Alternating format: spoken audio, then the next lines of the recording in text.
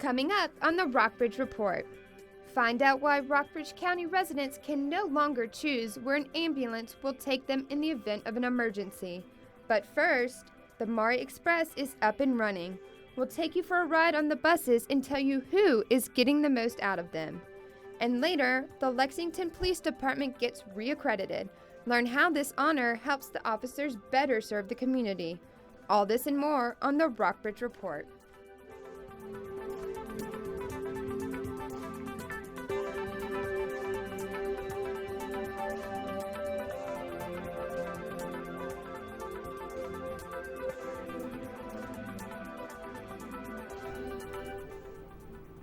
Good afternoon and welcome to the Rockbridge Report. I'm Caroline Helms. And I'm Deandra Speechak.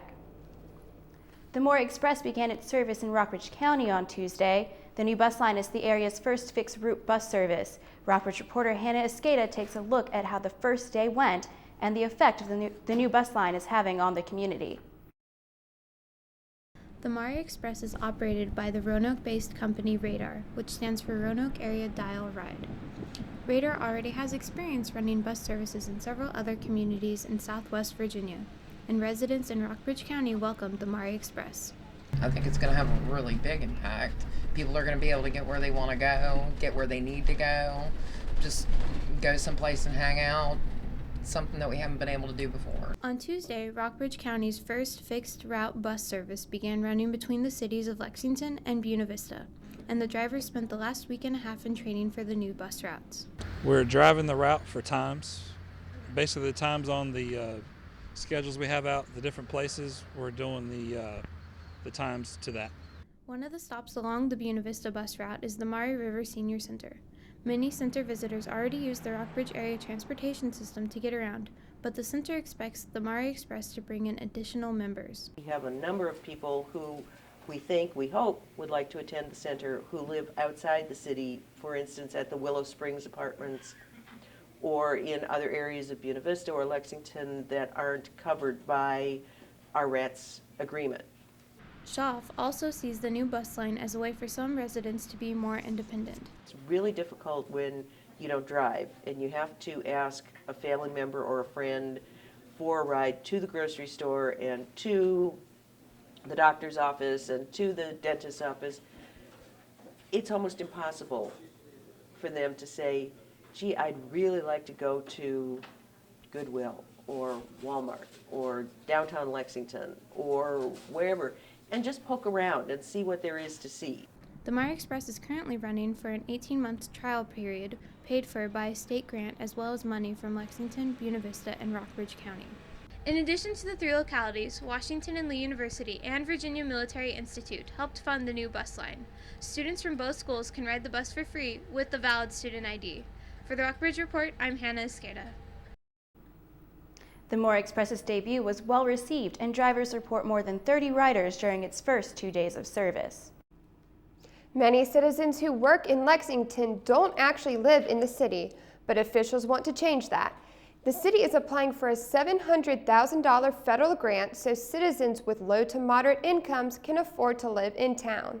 The city and several partners want to build 20 new homes in the Thompson's Knoll area of the city. Thompson's Knoll is bounded by Lewis and Smith Streets, Lilburn Downing Middle School, and Richardson Park. The city has already received a $25,000 planning grant, which is being used in the early stages of the project. Residents of Rockbridge County will now be charged a fee every time they use an ambulance, but insurance providers will foot the bill. This new policy is designed to offset the county's cost of providing rescue squads. But residents won't be able to choose where the ambulance takes them. All patients will be taken to Carilion Stonewall Jackson Hospital because it is the closest to the rescue squad's bases. County Administrator Claire Collins says some residents aren't happy to have their choices eliminated. Everybody wants to go to the medical facility of their choice, but I know from past experience that when you're laying on the ground from an automobile accident, you really just want to go. Once patients arrive at Stonewall Jackson, they can choose to be taken somewhere else, but they will be billed directly for that trip. Negotiations between Lexington officials and developer Hugo Benincasa over the R.E. Lee Building's financial incentive plan have hit a stumbling block. Rockbridge reporter Tyler Tokarczyk has more on the sides' differing views. The City of Lexington created a financial incentive plan to encourage the renovation of the R.E. Lee Building on Main Street into a hotel and upscale condominium, but some details of the plan are still being worked out. The incentive plan for the R.E. Lee building was first predicated on the fact that Mr. Benincasa would purchase the building and renovate it into a hotel and restaurant. The proposed plan includes the following: 1. A waiver of the building permit fee. 2. A forgivable loan of $150,000 given to Benincasa after the purchase of the R.E. Lee building. 3. $100,000 to relocate existing residents. 4. A return of the portion of the local taxes generated by the project up to about $350,000. And 5. The sale of the parking lot property behind the building for about $83,000. After hearing public input, City Council decided to revise the plan with the hope of leasing the parking lot instead of selling it. We've got confidence in Mr. Benincasa, but we don't necessarily share that same confidence in his heirs, his successors, or his assignees. This past week, City Manager John Elistad conveyed to Benincasa City Council's desire to lease the parking lot. According to Elistad, Benincasa feels differently. He's very concerned about acquiring that property. He's concerned about owning the parking spaces because they're very important to him for running a hotel. He needs parking spaces on site, and he is not amenable to some type of a long-term lease. Benincasa was unavailable for comment on the potential lease of the parking lot, but Elistad has notified City Council of his position. Council members must now decide how they plan to move forward at tonight's City Council meeting. For the Rockbridge Report, I'm Tyler Tokarczyk. City Council also voted in favor of negotiating a sunset clause to ensure Benincasa purchases the building within a certain time after accepting the financial plan. More than a year after a devastating earthquake hit Haiti, 2 local churches are still sending aid. We'll tell you how they're helping rebuild the country.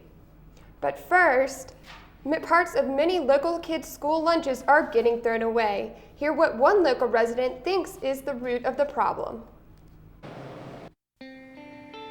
I wouldn't have been at this ceremony if I hadn't been at this ceremony first.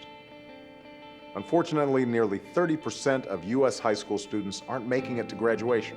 And every one of us, every parent, every friend, and neighbor, has the responsibility to provide the support and encouragement they need to make it through. Because we all need to see a lot more of these pictures.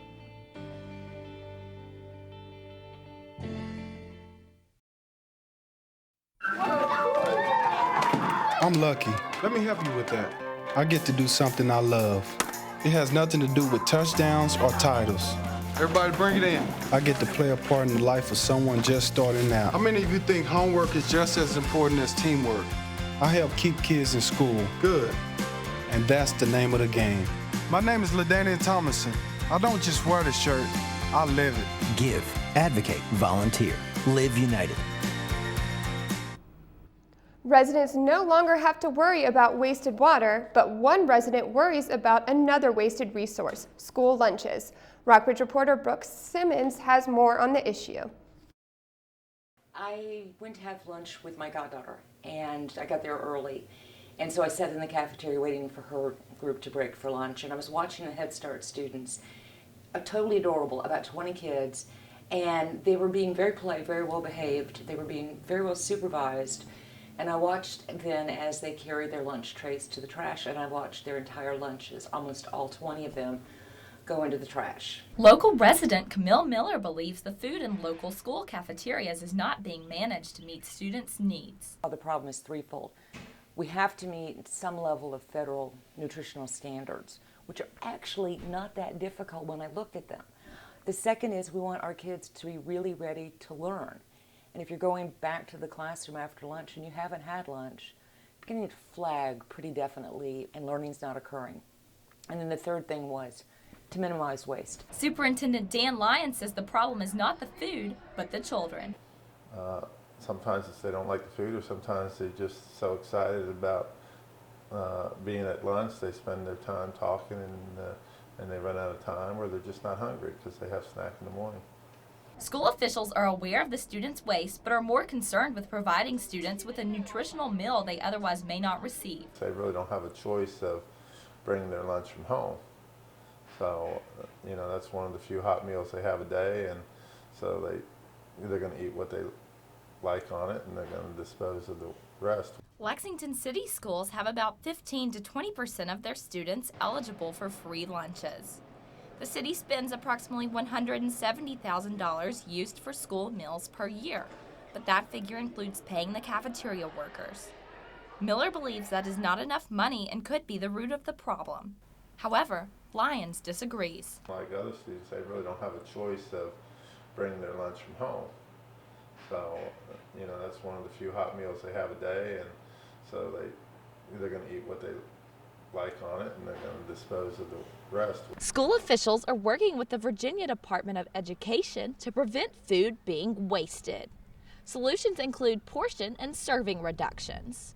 However, federal nutritional standards may prevent serving sizes from being reduced. Their goal is to create a healthy meal the students will enjoy and not waste. For the Rockbridge Report, I'm Brooks Simmons. A health advisory committee has been created to explore an alternative food option in the Lexington City schools. Stay tuned after the show when Rockbridge reporter Whit Robertson sits down with Buena Vista School Superintendent Rebecca Gates to talk about what's in store for the next school year. But later, hear how accreditation helps the Lexington Police Department serve the community. Hey! Ready to go? Yeah, but the fire's not out. It's close enough. Close enough? If it's too hot to touch, it's too hot to leave. I mean, the next thing you know, you've torched our whole neighborhood. Which is why we're not going anywhere? Exactly. 9 out of 10 wildfires are caused by humans. Only you can prevent wildfires.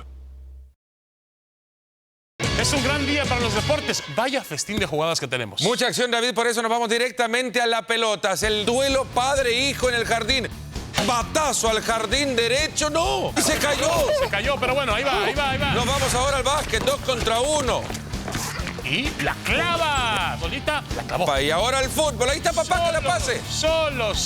Lo va a definir, golazo. Estas son escenas que no se repiten. Las mejores jugadas suceden en casa. Tómate el tiempo para ser un buen papá.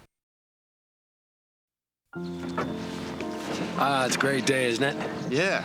Too bad your boat's gonna sink at 11:05.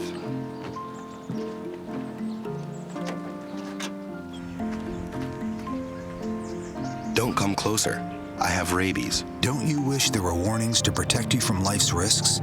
With diabetes, there is one. It's called A1C, a simple blood test that helps measure your risk of serious complications.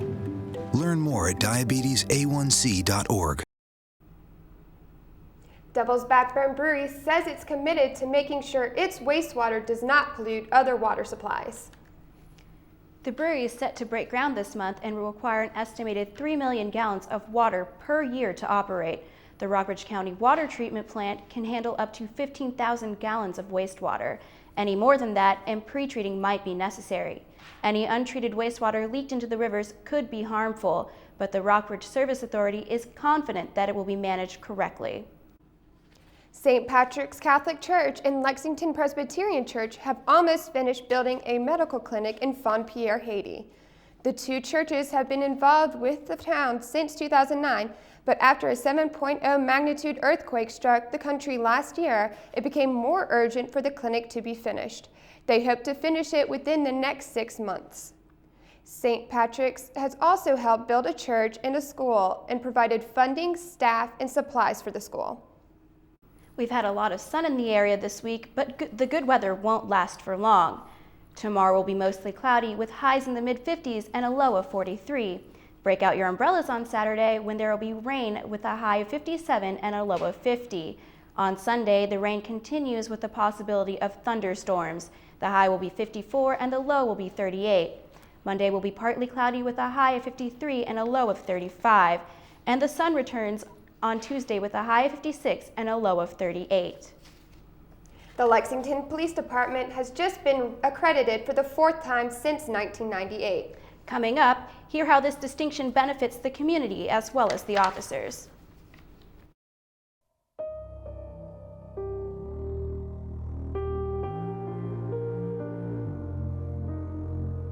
The hurricane has passed, but the recovery won't be complete until all the water has receded.